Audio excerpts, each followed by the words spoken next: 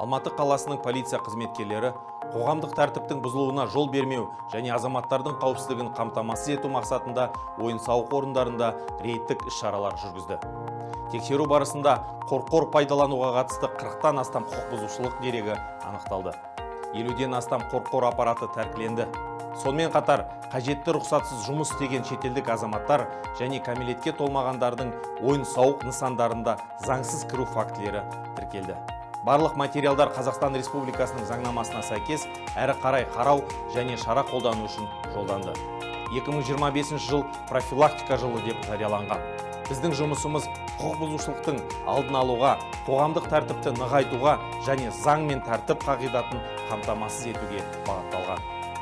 Ойын-сауық нысандарының иелері мен әкімшілігіне ерекше жауапкершілік жүктеледі. Олар құқық бұзушылықтарға жол бермейтін жағдай жасап, келушілердің қауіпсіздігін қамтамасыз етіп, заң талаптарын қатаң сақтауы тиіс. Полиция қызметкерлері жүйелі тексерістерді жалғастырып, анықталған барлық заң бұзушылықтар бойынша қатаң шара қолданады. Бұл әрбір азаматтың өз қауіпсіздігіне сенімді болу үшін маңызды.